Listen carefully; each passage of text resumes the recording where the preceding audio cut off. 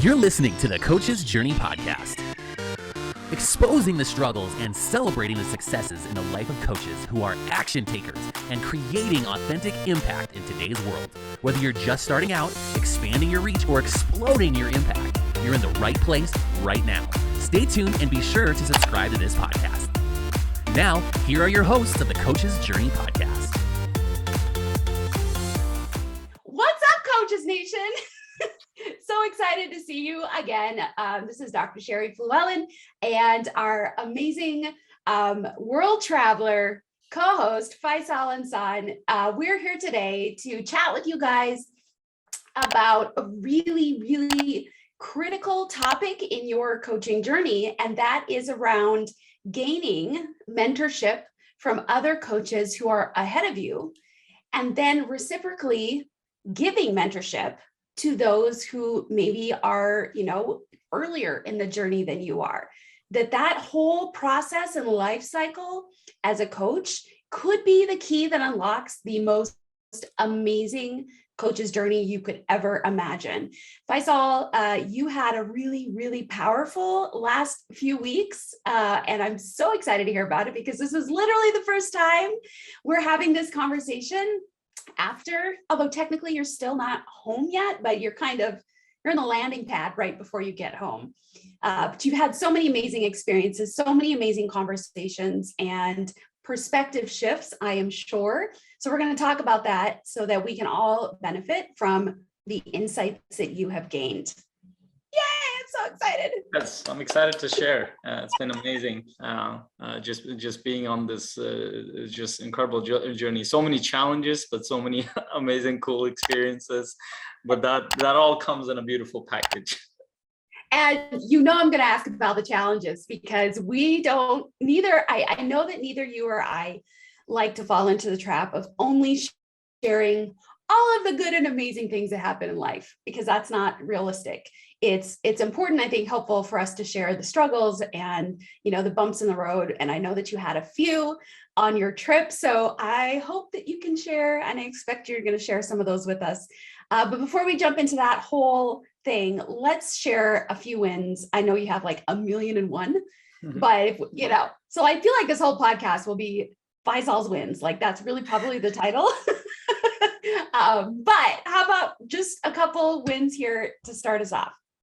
So maybe I can make the win relevant to our topic too. I think my biggest win, I would say, out of this whole experience, just kind of combining everything into the package. One, I really saw the kind of fruition of everything that I had worked on, just being there in Europe with my family, and just. I didn't understand that.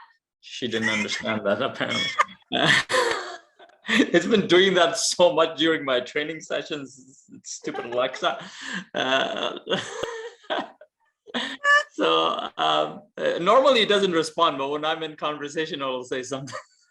He's feeling left out. I know. So just being away, kind of was on just so everybody gets caught up. I was on this workation for the past 3 weeks. It was supposed to be about a month and a half, but we cut it a little bit short in Europe and different parts of it. And I got a chance to spend a lot of time with family members, saw many friends, and went to a coaching certification event, Super Coach by EverCoach Mind Valley. And I think the biggest thing that I realized that everything I had worked on up until now connected back to the people that had inspired me. Like I had to, and that obviously started with my relationship with my wife, Sarah. Like when I came back, I was like sharing a lot of that stuff with her, and I was getting a little bit emotional. She's like, "Oh, maybe you should be at that event more often." Because I was like, I don't give you enough credit for the support that you gave me early on. She's like, "Oh, maybe you should go there often." But besides that, just meeting my mentors, the coaches that I learned from and was mentored by, that I saw in person and just saw the community around them, it really helped me realize what it takes to create a thriving business and a lifestyle that's joyful, connected, fulfilling, purposeful, and a community around you that you can share with. Because essentially that's what the event was about. And I think it helped me realize that I'm on the right path even more. It solidified my vision. So I wanted to share that it connects to our topic very well too. I know that was a little bit long-winded, but it was necessary. Well, I am never surprised at your long-windedness anymore. It's part of who you are. You expect that for a 2-minute, I give a 10-minute speech. That's awesome. I'm so excited to hear more about that. So I would say for me, a win this week and last week have very much been about recognizing where the bottlenecks are for me in some of our businesses, in coaching and in real estate investing, and starting to have kind of jumping over that the anxious and nervous energy around like committing to spend more money in a certain area that I've kind of been avoiding a little bit. And so I'm having some conversations around social media management, around so a couple other positions. And so it's like, yeah, it's biting the bullet and kind of moving forward on some of those things that I think are going to be critical in growth and scaling, but I could be wrong, which is why it's nerve-wracking a little bit thinking about spending a chunk of money in an area that you're not entirely sure will have the ROI necessary. But the trial and error, I think, it's just part of the journey of being an entrepreneur. Yeah, well, congratulations for taking the stuff forward. That takes courage. Thanks. Thank you. All right. So before we jump into Faisal's journey, we are going to recognize our sponsor for this podcast. It's Coaching Mastery Community. It is a virtual community of coaches from all over the world. We have people in Europe. We have people in Africa, South America, North America. It's pretty darn cool. And it's run by coaches. I am one of the leaders, as well as Faisal, and it's for coaches. And it's designed to be a community built to support one another, to support the whole group of coaches, to help coaches be challenged in their growth, challenged in their impact in the world that they want to have, challenged to higher levels of success. However, a coach defines their success, to be challenged to grow and to develop personally, because ourselves as a coach is, we can't be the most amazing coaches that we could possibly be unless personally on our personal side and internally we are developing and growing as well, because our questions, our perspectives, our thoughts, all of those things are totally informed by who we are as an individual on the inside. And so all of this stuff is so integrally tied together. So the Coaching Mastery community is designed to support and grow all of that stuff and more. What do you feel like I know I'm missing out on? I'm leaving a lot out, because we could probably talk about CMC for an hour straight. Is there anything kind of from your perspective you want to add to that this morning? So I just came from a coaches event, and I literally met coaches from every corner of the world. And that's what I loved about the Mind Valley world, is that literally every corner of the world you can think of, coaches were there. And then one of the things that got really solidified, and I had the chance to talk to some very successful business owners who had run multi-million-dollar businesses. And I ran by the vision around CMC with them, and they're like, this is an area of gold. And reason being that there's a huge void after coaches leave a certification where they go for support. There are very high ticket masterminds that are available, and I've signed up for one too, that you can take, but early on coaches can't actually afford, and they've already committed to going in there, and they're not that far ahead to go at that level. But where is the support that they're getting from? A lot of times when they don't get the support, most coaches will give up. They will shift and go towards a different direction, because it is a challenging path, especially if you haven't had background in entrepreneurship, just like I didn't. But once you start to get that support in relation to how you're doing with your skill sets as a coach, how you're going to be serving your clients, but also your skill sets in your business, how you're learning to develop a business that's profitable, sustainable, so you don't get burnt out. I can't tell you how many times, how many stories I heard of coaches who were burnt out because they just kept giving and giving, and they were giving out free sessions and talks and all sorts of stuff, but there is no money coming in. So now they feel burnt out. Now they're like, well, what should I do? And that is not where it is. That's not the ideal place for coaches to be, because they are actually serving a lot of people. And if their path is not sustained, it affects so many aspects of their life, from their family to their well-being, to their mindset, to their ability to learn and grow. And that's where the community comes in. And that's what we're trying to do to support coaches to develop in terms of their skill sets and to build a profitable business to serve others in a better way. Yeah, it's kind of like the analogy that came to mind. It's like hiring a personal trainer. Like you spend $5,000 on a personal trainer, and you start to get in shape. You start to see some progress. Your time with the personal trainer is done. They gave you the skill set to continue on your health journey, but you don't have the gym membership afterwards to go with it. Like you don't have the small dollar amount support of a gym after you just spent all this money on a personal trainer. So it's kind of like certification. You spend all this money, you get all of this knowledge, you get handheld how to implement stuff and all of that sort of stuff. Then your personal trainer or your certification is done. But now you don't have the gym membership or the community membership to go with it, which is super small dollar figure compared to what you just dropped on the personal trainer or your certification. Like you've already spent the large majority of the money. Now the small gym membership is a really powerful ROI to take that knowledge and gains that you already have and continue them on. So it's like if you wouldn't hire a personal trainer for lots of money and then not continue to go to the gym afterwards, then don't do that with your coaching business. It just doesn't make sense. Yeah. The only thing I would add is that in this gym, it'll be much more friendly. People will actually support you. They won't watch you drop a weight on yourself. Which has happened to me a few times. People are watching you drop the weight on yourself. I think you're in the wrong gym. I've been in a lot of wrong gyms. That's funny. Quick story that totally reminds me. My husband was at the gym with my little son. He's 12. He has not hit his growth spurt yet. He's still, about this height. So my husband wasn't watching him, and he gets on the bench press. I think he probably just had the bar, and he lifted it up, and then he couldn't hold it, and it went down on his chest, and he was sitting there struggling, and he's like, "A little help here."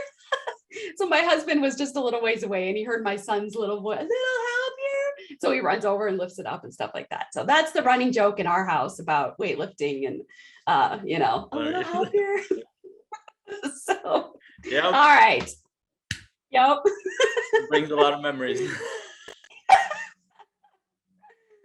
All right. So you've got so much just exploding out of your head. Where do you want to start?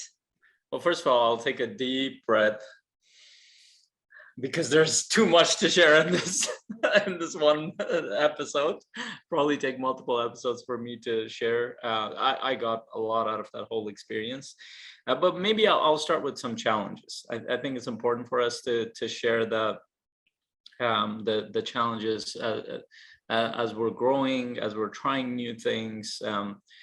And a lot of times when we look at whoever is kind of on that path to building and creating things, it's the first thing we were excited to share is, oh, here are my wins. I did this, I did that.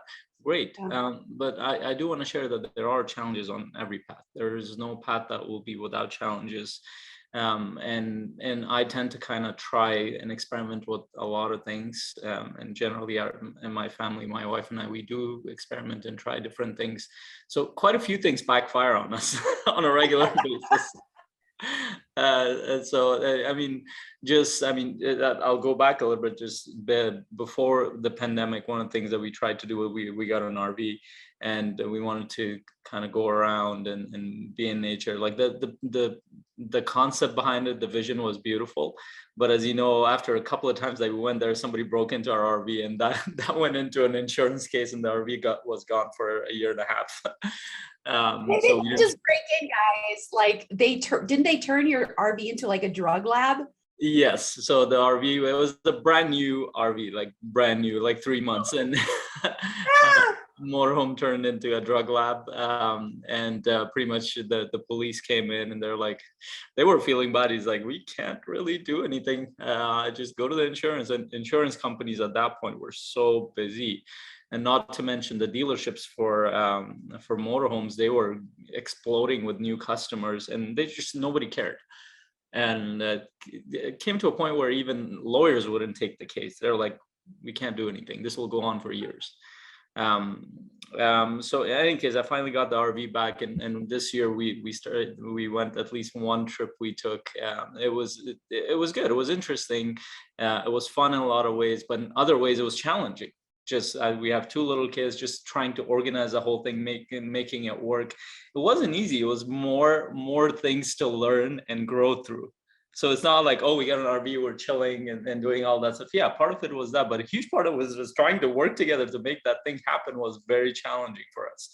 And it still is. And then we've also decided that first of all, after this 2 years of pandemic, we wanted to so many cancel travel plans. But one of the things that I wanted to do was, or my wife and I wanted to do, is just travel around, and because I can work from anywhere, just partially work, but also for the most part spend time with family. And my plan was to work pretty much 2 days out of the week and the rest be with family. And as we started, we were excited. We had plans to be in Europe for about a month and a half. So as we embarked on our journey, I mean, initially it was good. We got to Scotland. It was fun. I got to see the place where my wife grew up. And it was really cool to be there. From Scotland. Yeah, I was in Aberdeen for about a week. But even before that, that trip got cut short by like a few days because we had some challenges around restrictions in Canada. And it was a new rule that we didn't account for, and then we had to change our flight. So it was a few days delayed. We got there, and then after Scotland, from Edinburgh, we were supposed to go to Turkey. We got to the airport about 3 hours ahead. And we go in there, the lineup was outside the airport and we had already done the check-in and everything, but we still had to wait for our bags. We go in there, and by the time we get past the check-in area, when they sent our bags, they didn't have any other area in the Edinburgh airport for some reason, and they were completely short-staffed. By the time we finished going through security, which was incredibly slow, Sara got out, and she literally ran to the gate to tell them that like we're coming, and we were like 2 minutes behind. They closed the gate. On top of that, our luggage was already in the plane, and they gave us a bunch of misinformation around that. And they're like, well, the luggage is there, you can just grab it, go downstairs, talk to that thing. We go downstairs, they're like, well, you should have picked it up from upstairs, now we can't go back in. Fill out this form, we'll send it to you in Turkey when you get your next flight. They're like, okay, this doesn't sound good. At that point, I'm like, okay, I just want to book the flight and get out of here. We ended up booking the flight. We got to Turkey like a day later, but we never got our luggage. So apparently they hadn't even offloaded the luggage. They had sent it to Brussels for some odd reason. And right now, at this point, after about 3 weeks, it's sitting in London for some odd reason. I don't know how it ended up in London. They're like, nobody has claimed it. I'm like, why did you guys give us the forms around that? And then in Turkey, both are like, it was really cool seeing that culture, being there. I actually loved Turkey in so many ways. Both of my daughters got heat stroke. The older one, we had to get her IV. We had to call the doctor and everything. Cool thing in Turkey, they actually come to your hotel room. You pay a little bit extra, Wow. which you have the option to go to the hospital or they come in. But so she had some inflammation in her forehead. The doctor's like, you have to give her an IV or go to the hospital at this point. And we did, and they had to get some burn creams and everything. At that point, when we didn't get our luggage, everything was lost. So I was like, I'm done with this trip. So after And that, what? we were both supposed to go to Tallinn, Estonia for the Mind Valley event for like 10 days. That had 3 days of the super coach event for me. And then after that, for the whole family, because they even get the kids involved in their events. But it was just, there was not a lot of energy left, and it was a little bit hectic. So I came down here, and I ended up going to Estonia just for the 5 days there. And then I came back here. So like when I look at all this stuff, you could say like, oh my God, this was a disaster. Not quite. Yes, there were challenges. There were things we had to figure out. It was funny when I got to Turkey by the second day, I was like, I've made peace with the luggage. I'm going out and buying stuff. I don't care if they send it or not. So I was good with that part. I don't care about that. But along the way, like we learned so much. So we were walking around the streets in Turkey, my wife and I with the kids. We were just talking about, okay, well, what are the lessons here? And we had some big insights. First of all, no luggage ever traveling. Not just because obviously you don't lose it every time, but it was actually unnecessary because we realized when we got there, we just had to spend a few $100s to get our stuff. And I'm like, why did we even get those 3-4 large bags to go around? All we needed some good backpacks, and that's it. But so many other lessons around it and other insights about how we dealt with the situation, how we connected as a family, what we learned watching and doing things in there. So like there were challenges, but through those challenges we grew. We learned to get closer. We learned to see a different world together. All that stuff, I think it was essential, and it was worth it regardless of the challenges. Yeah, that's awesome. I don't have an white. Yeah. I'm telling you, she's feeling left out. I will say, I've never had an issue with my Apple Watch. At some point I might have to switch. We have a running joke, Android or Windows versus Mac. So, anyway, I have never had such a crazy experience yet with international travel with my family, but we did go and traveled south into Mexico a little over a year ago. And we had a moment towards the end because we had to get COVID tests in order for us to be accepted back in the US. They had been, negative. So I had this moment where we're getting tested and, there's that little window of time where we're sitting and waiting. And I'm thinking to myself, what if one of us tests positive? And so I'm like problem solving in my brain as, mothers do. How am I going to take care of the flock? How am I going to take care of my family? If one of us, what are we going to do? How are we going to? And the beauty of it is I was able to adopt the attitude of it doesn't really matter. We'll figure it out. We're smart enough. We've got enough resources. We know people. We will figure it out. If it's sending half the family home, the other half, stays here, just it didn't matter. We could figure it out. And so, so that kind of was one of those little moments of clarity with the solidarity of the kind of the journey of figuring it out and just problem solving as a family. And so I can only imagine how much strength you and Sarah had with or have gained from kind of collaborating and problem solving in that way. I think that's really cool. Yeah, and I want to give a lot of credit to our kids too. And it was funny. So there was this moment where, so after Aberdeen, as we had when I booked the second flight, there was a layover in Paris. And if you've ever been to Paris airport, it's like a city in its own. It's like 8 terminals. So the flight, we had 3 hour layover, so it was enough time. The problem happened because the Edinburgh airport, they were so short staffed. It took them a while to get the passengers off the plane and put them in. So we had about an hour and a half layover, cut it down to that. So we got there, we didn't know what was going on. We have 2 kids with us. We were literally running through the airport. But here's a cool thing that happened. So while we were running, my older daughter Aliyah, she was I don't know what we call those moving walkways. Escalate. Well, moving, Not yeah. They're like escalator. an escalator, right? So we were running and we're like in our head and we're trying to like, we can't miss another flight at this point because the second one we'd miss if we did. And was cutting it very close. So we're running, and then Aliyah looks at me, he's like, Papa, you want to race? I'm like, sure, let's go race. She's like making it into a game, like running around. But it became like a game with her. We were just racing at the airport. It wasn't like I'm running because something's going to go wrong, but it was like, let's play a game. We're racing. So she kind of flipped the whole thing by turning it into that. And she was having so much fun. She didn't have to think around like, oh my God, we're going to get stuck in another airport. So we go to the gate and the flight was delayed there too for another hour and a half.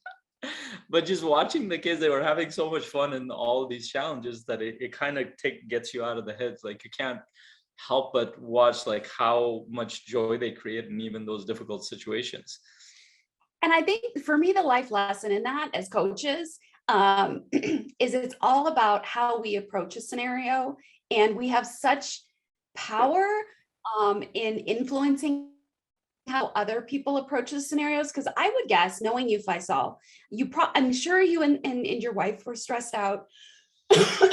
However, I would guess if you were like snapping at your kids and had the body language, facial expression, vocalizations of this should never be like that. Like, this is wrong. I'm stressed. If you had all of that, your kids would have absorbed that, and they probably would have been stressed out.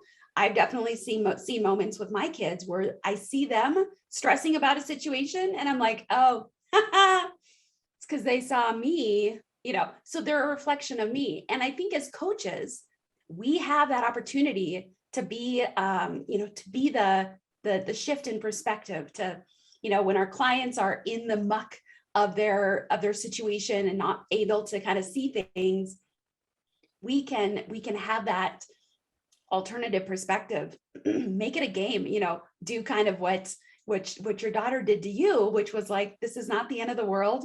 We kind of get that kind of end of the world thinking that we can easily fall into. So I love that, kind of using that example as like an application for coaches and how we can approach a situation, especially with our clients.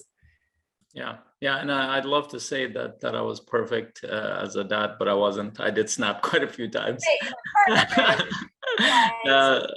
the cool thing was, and this is the thing I think made a difference. So, and I wouldn't say I snapped to that degree, but I was pretty stern, and I would be like, because Aliyah wanted to do a lot of things, especially, and I'd be like, Aliyah, right now we're dealing with stuff. Let me focus. And she would be asking that. So in those moments but then I think the thing that would help us right after that, when it would pass, I'd be like, I would just get to her level, be like, I'm sorry, we're a little bit snappy. We're just dealing with a few things. We're trying to get to our flight. And as soon as we would say that, she would you could see something shift. She's like, oh, okay, they're dealing with problems. And then she would kind of change the whole mood. But it wasn't like, the important thing was that she didn't take it as, oh, we're angry at her because of something. She needed to recognize that we're dealing with something. She understood that very well. And then she'd be like, oh, okay, I can change this up. I don't know if that was an intentional thing, but just, I think the way she is, she's just is joyful, and she made it into that. You could literally see her snap out of that moment. It's like, oh, okay, it's not about me. That's awesome. Wow, that's a gift to have her. Yeah, for sure. All right. So as you guys can see, the lesson up to this point is that, what I'm getting out of your story, Faisal, is that you've got these ideas, this perspective of what you would like your life to be, some efforts you're making at your lifestyle and things that you want your family to be about and to experience. And you're making efforts and attempts in those directions. And even when things happen that are completely out of your control, your RV gets taken over by drug guys or girls, and all of these things happen, it doesn't have to derail you from your bigger vision. Those are moments to stop, to reevaluate, to maybe find another way around the scenario to where you're going. But accepting those challenges with I guess not the perseverance and not giving up.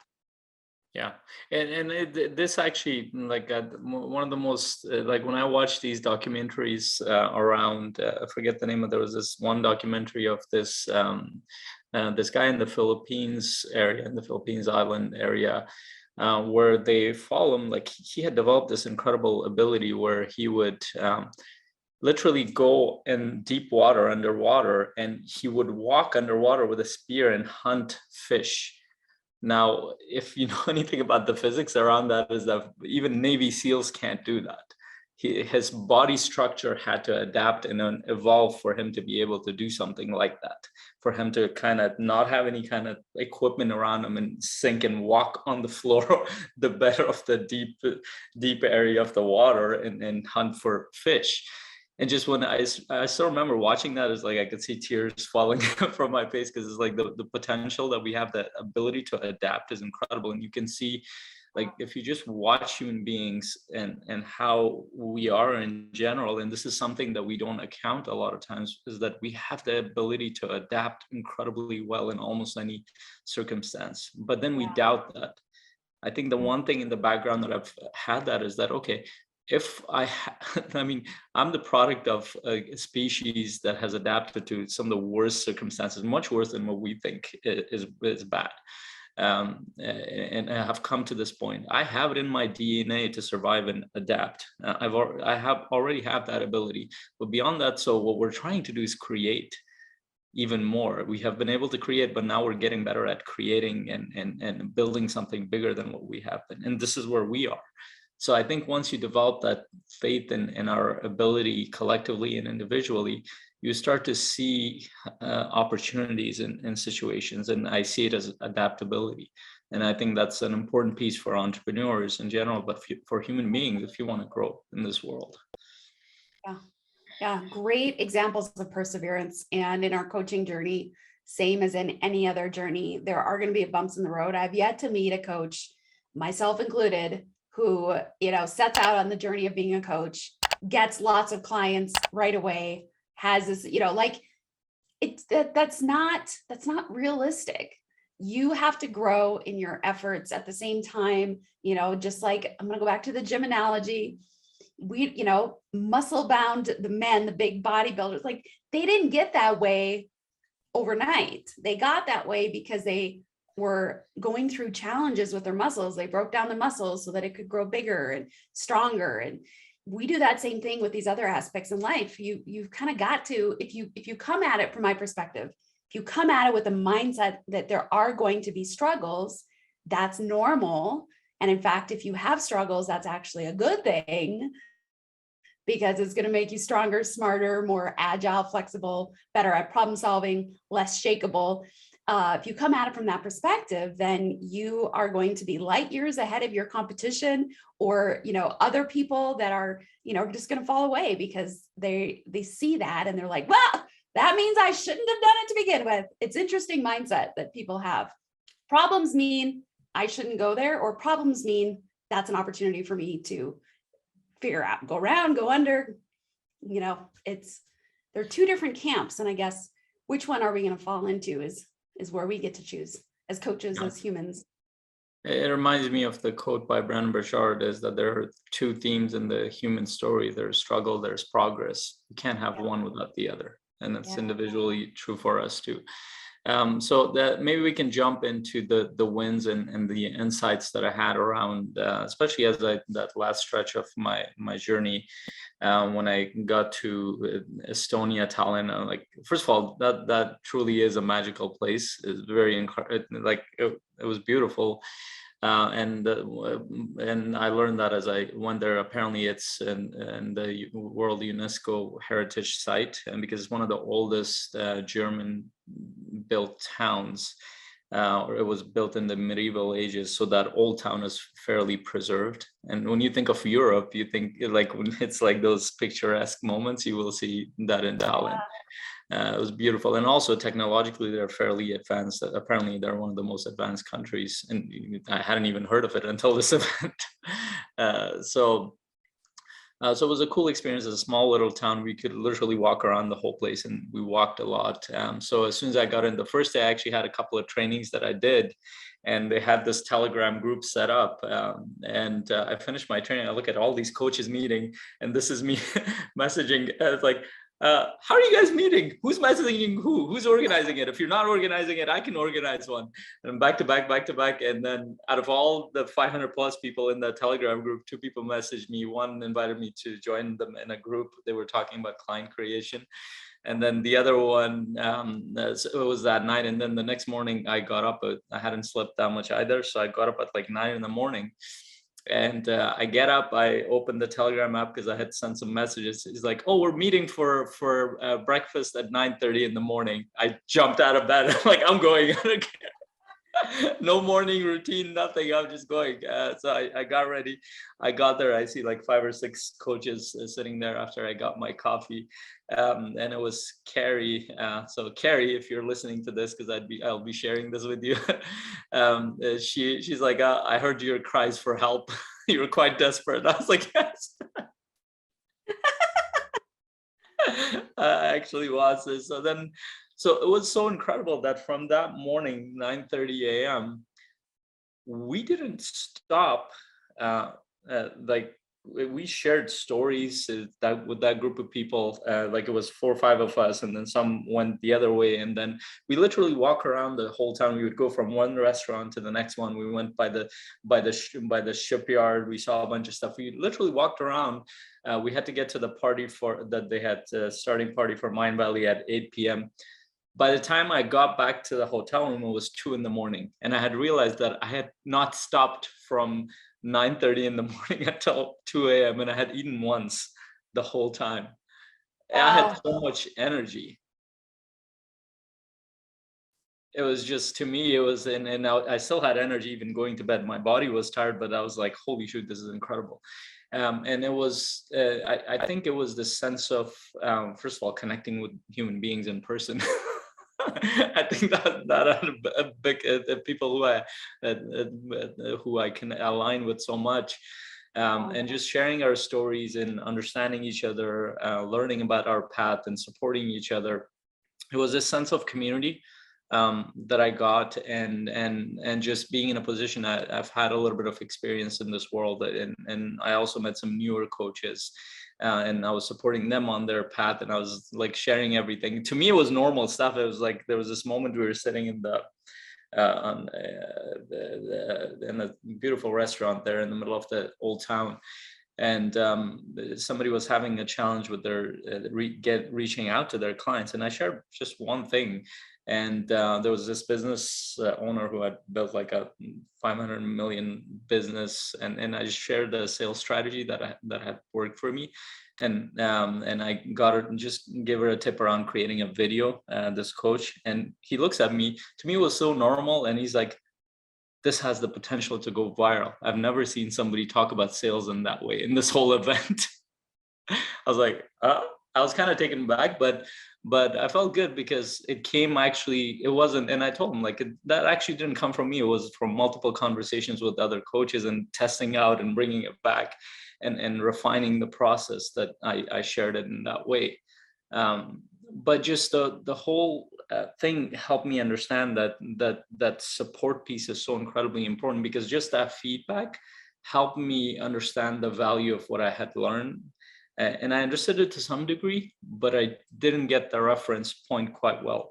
up until that moment, but also seeing that coach who was new and she was struggling, but all it took was just one shift for her to get excited. Hey, holy shoot, I can get a lot of clients just doing this thing.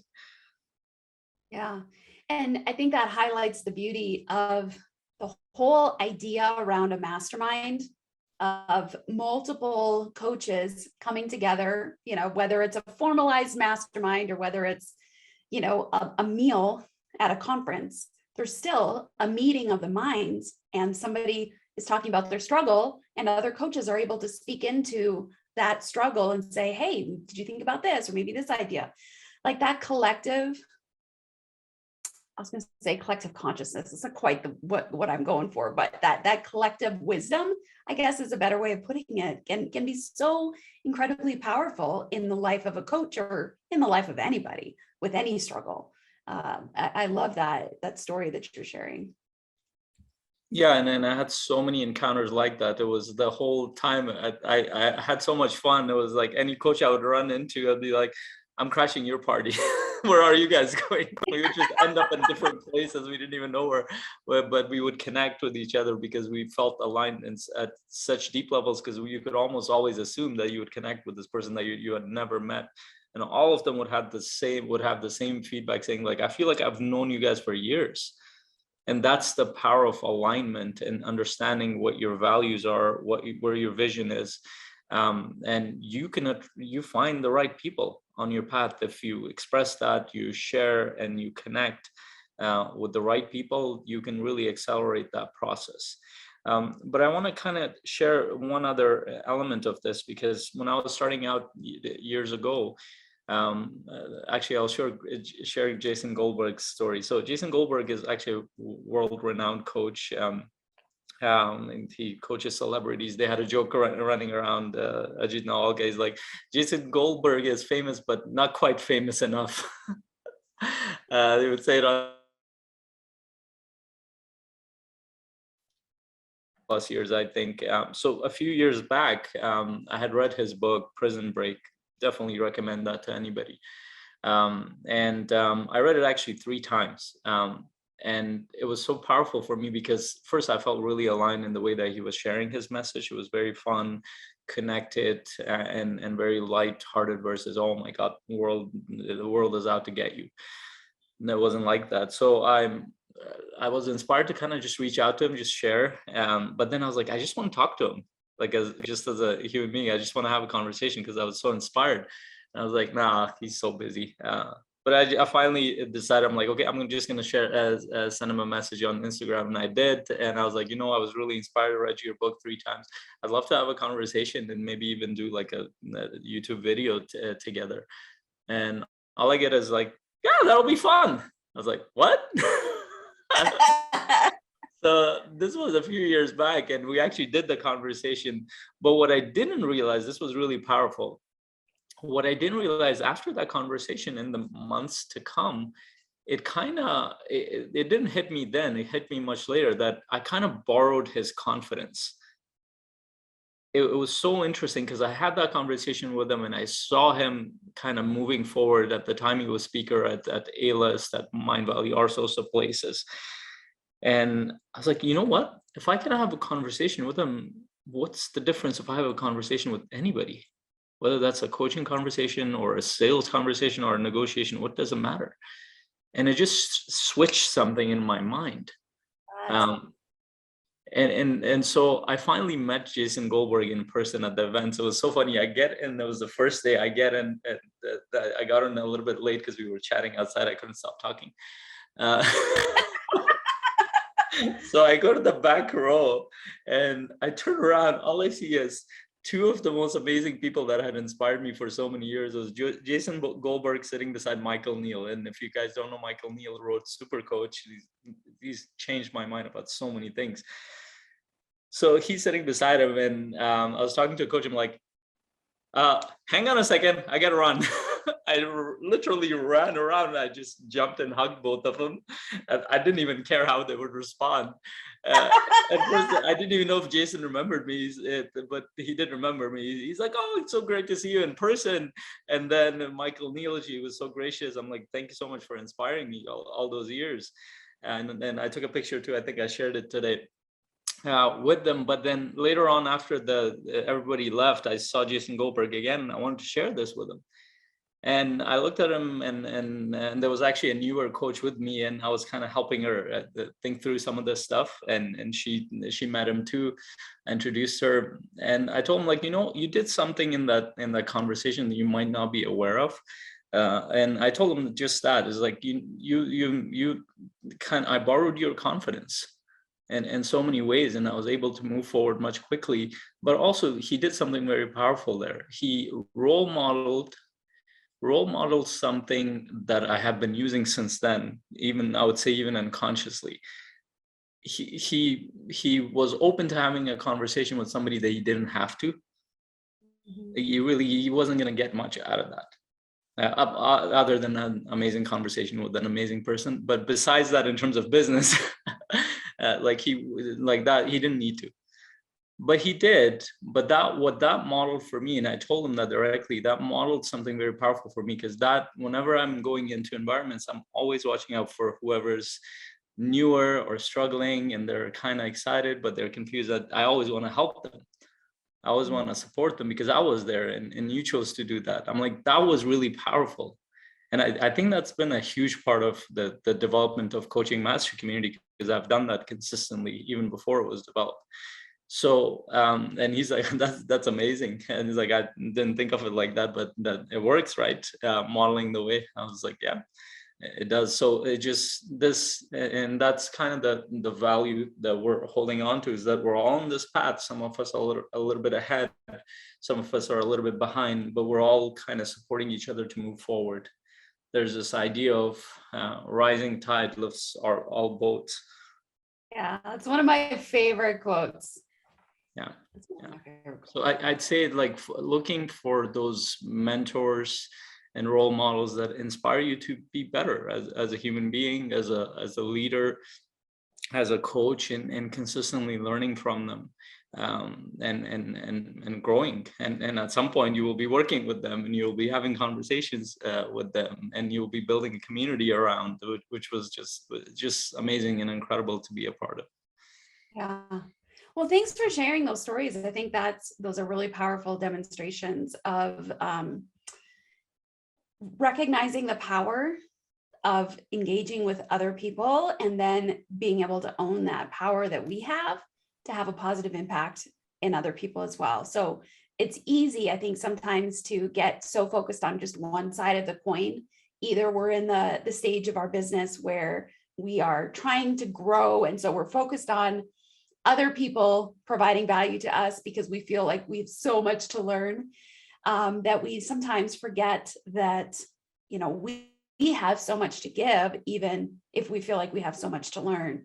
And then sometimes, people get in the business where they get really successful, and then they focus on giving and sharing so much that we forget that we still also need to continue to be filled up and our lives spoken into. So it's a great balance to always be thinking about receiving and giving at the same time.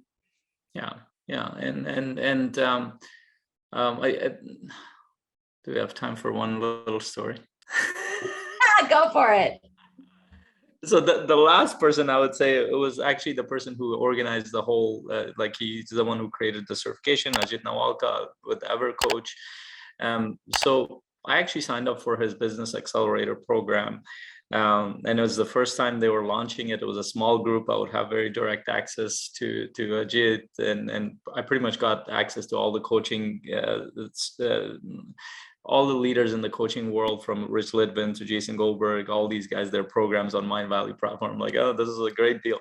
But I was just sitting. So he made the pitch for the Business Accelerator program, and then everybody else went to lunch, or most people went to lunch. Whoever wanted to stay had questions. We were asking him, and so he just sat there and I have a pic. I think that's a picture that I shared today. So for those that just go to our Facebook page, or my Facebook page, you will see that picture.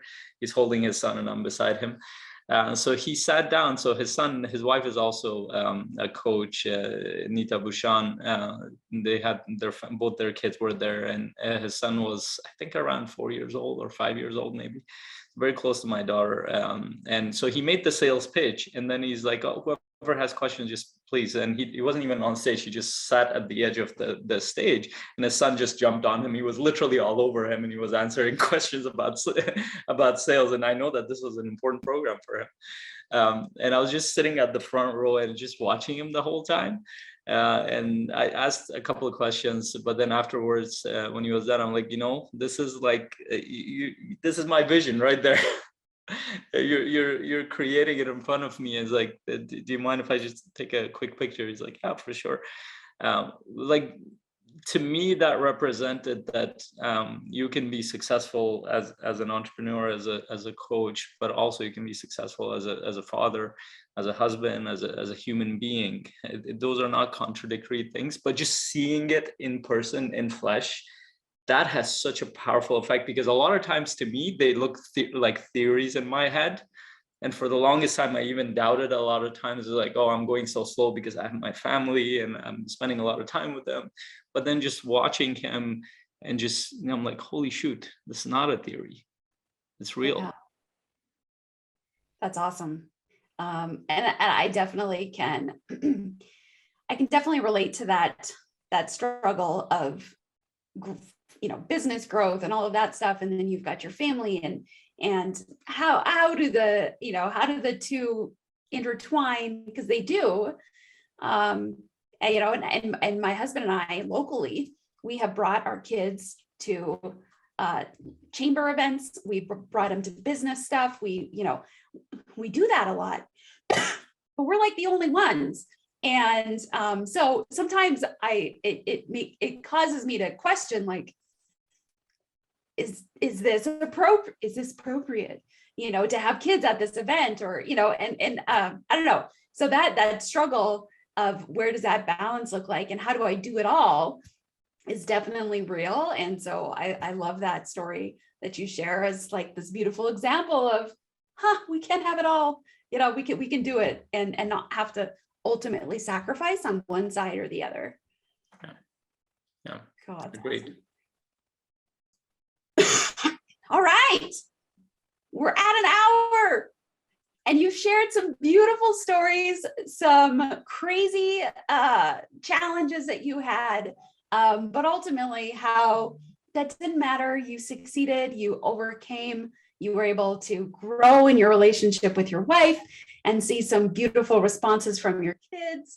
I think there's some really amazing stories, and ones that your kids, your daughter, she can watch this podcast in 10 years when she understands a little bit more, and she's gonna be like, oh, Daddy, I did that. Let's go, Yeah. I think, or Papa, is that what she calls you?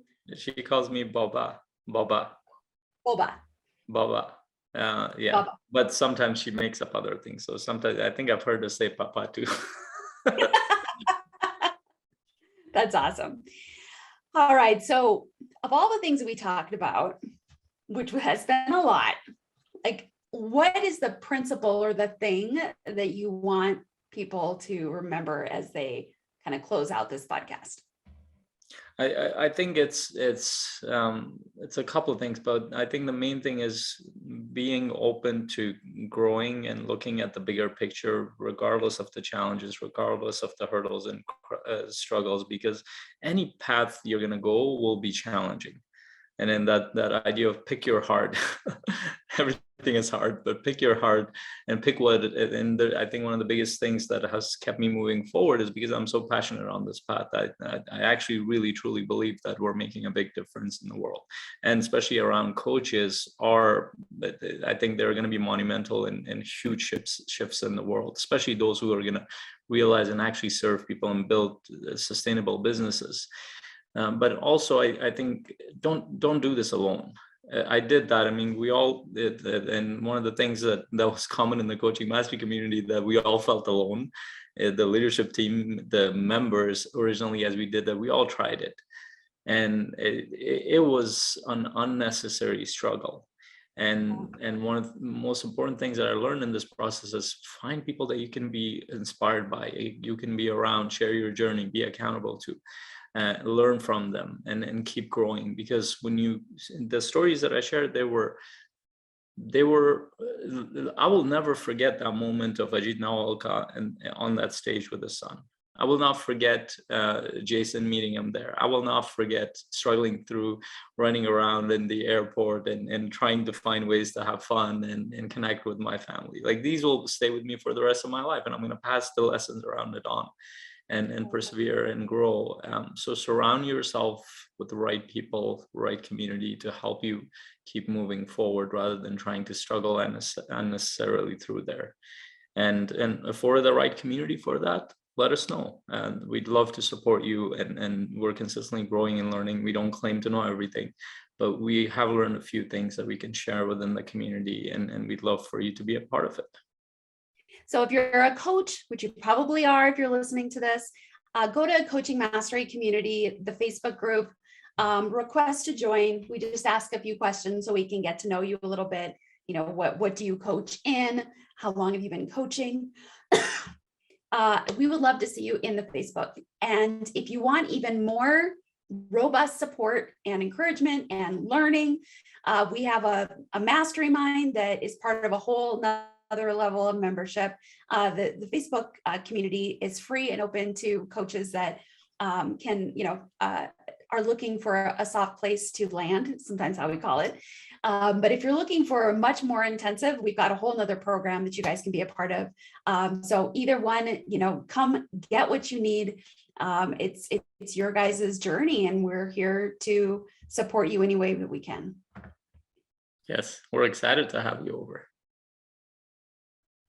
All right, so thanks so much for watching this or listening to it. Like it, share it with a coaching friend that needs to be inspired or encouraged. And we are super grateful to have you guys as listeners and as supporters of us and the journey. Yes.